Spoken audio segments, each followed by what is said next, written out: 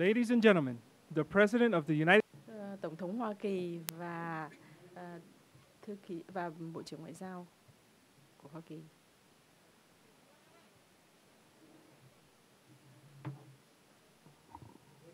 Xin cảm ơn các quý vị.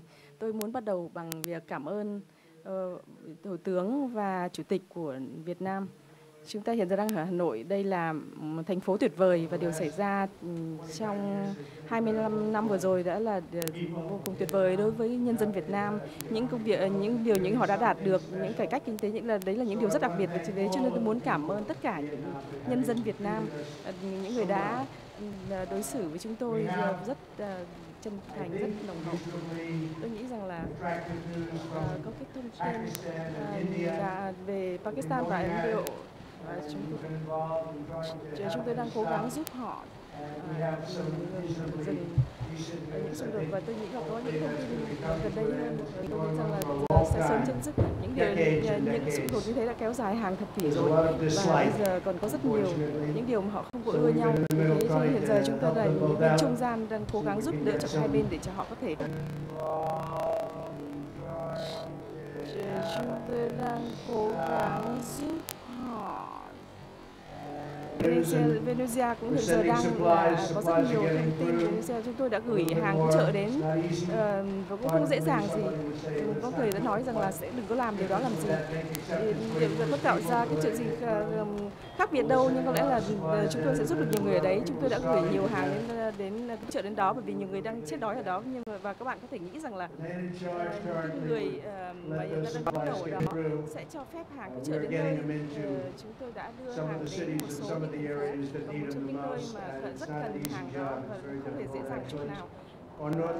Về Bắc Triều Tiên thì về Triều Tiên chúng tôi vừa đã trao đổi với Chủ tịch Kim với một thời gian rất có hiệu quả. Chúng tôi nhận thấy rằng và tôi đã nghĩ rằng và ngoại trưởng Pompeo cũng cảm thấy rằng là đây không phải là lúc tốt để mà thích hợp để mà ký cái điều gì, nhưng mà chúng tôi đã dành toàn bộ thời gian cả ngày với lại ông Kim với một thời gian rất có hiệu quả. Tôi nghĩ rằng quan hệ của chúng tôi rất là mạnh mẽ, nhưng mà vào lúc này chúng tôi còn có những giải pháp, những chọn lựa, cho nên chúng tôi cứ nghĩ chọn lựa không muốn thực hiện. Chúng ta sẽ xem điều gì sẽ xảy ra tiếp. Nhưng đây là một hai ngày vừa rồi rất đặc biệt. Tôi nghĩ rằng là hai ngày vừa rồi đã rất có hiệu quả, nhưng đôi khi chúng biết cách bỏ đi. Và tôi sẽ để ông Ngoại trưởng Mike nói một chút. Xin cảm ơn ngài Chủ tịch, ngài Tổng thống. Chúng ta đã làm việc với các nhóm của chúng ta. Tôi đã ra với đến Triều Tiên để mà nói chuyện để chúng ta để xem cố gắng để mà có thể đạt được tiến triển. Hai bên lãnh đạo đã thỏa thuận ở bên Singapore năm ngoái và trong khi mà hai nhà lãnh đạo trong không may là chúng ta không đạt được kết quả mà có ý nghĩa đối với Hoa Kỳ. Tôi cũng cảm ơn Tổng thống Chủ tịch Kim, và chúng tôi yêu cầu rằng ông ta phải làm nhiều hơn nữa, nhưng mà ông ta chưa sẵn lòng điều đó. Nhưng mà chúng tôi vẫn lạc quan. Chúng tôi hy vọng rằng hai nhóm làm việc sẽ làm việc tiếp tục với nhau để mà đưa ra được những thỏa thuận. Chúng tôi đã ngay từ đầu chúng ta biết rằng là cần phải nhiều thời gian, nhưng mà chúng ta đã hiểu biết thêm nhau, chúng tôi hiểu được những giới hạn của nhau, những thách thức đối với chúng tôi, và chúng tôi sẽ tiếp tục làm việc trong những ngày và những tháng tới để mà chúng ta có thể đạt được những tiến triển, để cho chúng ta có thể đạt được những điều gì mà thế giới mong muốn. Đó là việc phi hạt nhân hóa Triều Tiên, và đó là điều có lợi cho nhân dân Mỹ và toàn bộ thế giới. Khi chúng ta đạt thêm nhiều hơn nữa, nhưng mà chúng tôi vẫn lạc quan về những điều chúng ta đạt được trong những these past 2 days put us in position to get a really good outcome.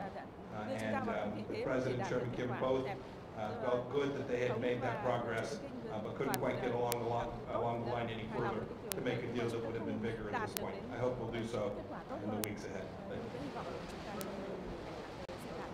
Major, please. 8 days put us in position to get a really good outcome.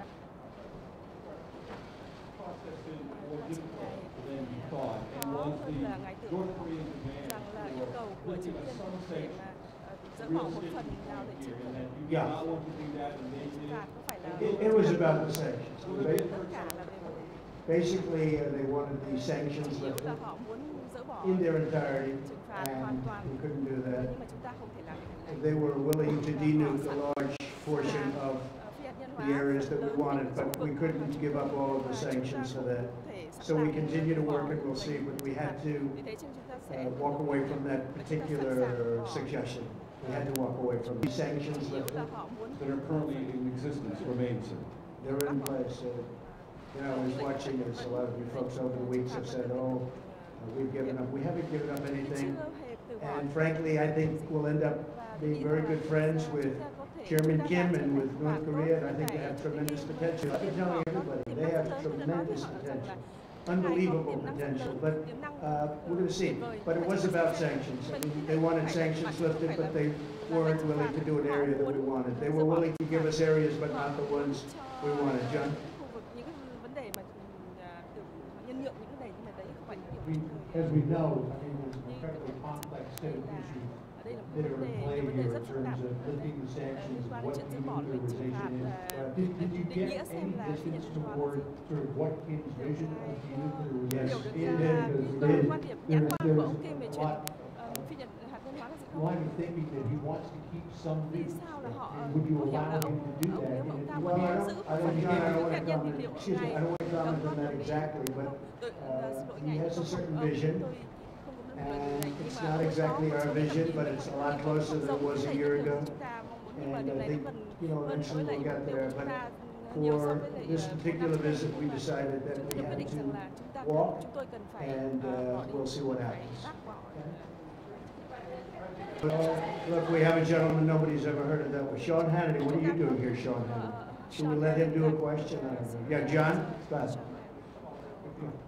So, if he wants the sanctions completely off, if you want Được dỡ bỏ more lệnh on trừng phạt hoàn toàn và denuclearization, ông thì muốn how phi hạt can nhân you hóa nhiều hơn, bridge that làm gap sao mà chúng ta between có now and the thể next time xóa you bỏ sit cái down? khoảng With cách time, it'll be bridged, I think, at với thời a gian certain thì point. hai But bên sẽ there is a xóa bỏ gap. We khoảng have cách to này. Bây have giờ đang có khoảng cách giữa hai sanctions, and he giữa wants to hai bên. denuke, but he wants to just do areas that are less important than the areas that we want.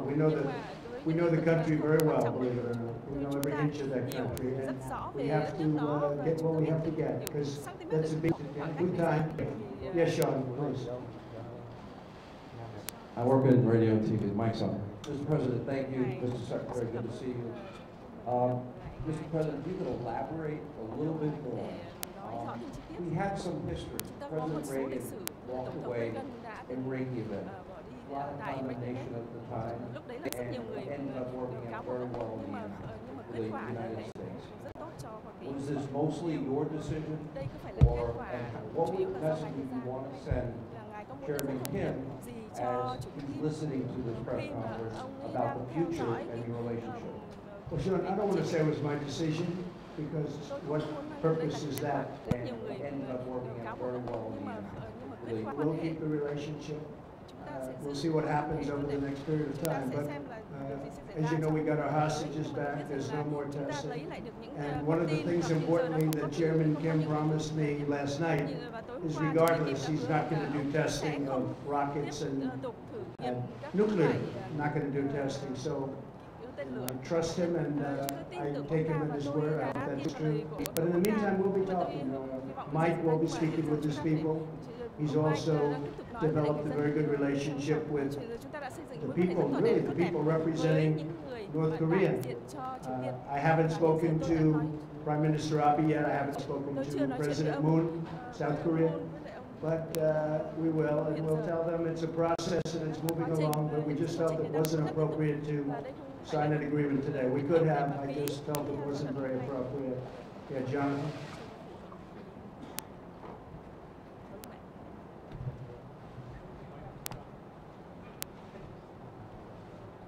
Thank you, Mr. President. Two questions, if I may. First, did you learn anything new about Chairman Kim for this meeting? And secondly, of course, while this was going on, the drama back in Washington, your former lawyer, Michael Cohen, who worked for you for 10 years, his office right next to yours, right 5 years at Trump Tower, he called you a liar, a con man, a racist. What's your response to Michael Cohen? Well, it's incorrect, and you know, it's very interesting because I tried to watch as much as I could. I wasn't able to watch too much because I've been a little bit busy. But I think having a fake hearing like that and having it in the middle of this very important summit is really a terrible thing. They could have made it 2 days later or next week, and it would have been even better. They would have had more time. But having it during this very important summit is sort of incredible. And he lied a lot, but it was very interesting because he didn't lie about one thing. He said, no collusion with the Russian hoax. And I said, I wonder why he didn't just lie about that too, like he did about everything else. And he lied about so many different things. And I was actually impressed that he didn't say, well, I think there was collusion for this reason or that. He didn't say that. He said no collusion. And I was a little impressed by that, frankly. He could have gone all out. He only won about 95% instead of 100%. But the fact is there is no collusion, and I call it the witch hunt. This should never happen to another president. This is so bad for our country, so bad. You look at this whole hoax. I call it the Russian witch hunt. I now add the word hoax. It's a very, very bad thing for our country. But I was impressed with the fact that he, because the most important question up there was the one on collusion, and he said he saw no collusion. So we'll see what happens, but it was pretty shameful, I think. Yes, ma'am, please. President Trump.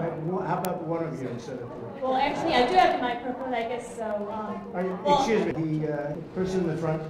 Go ahead.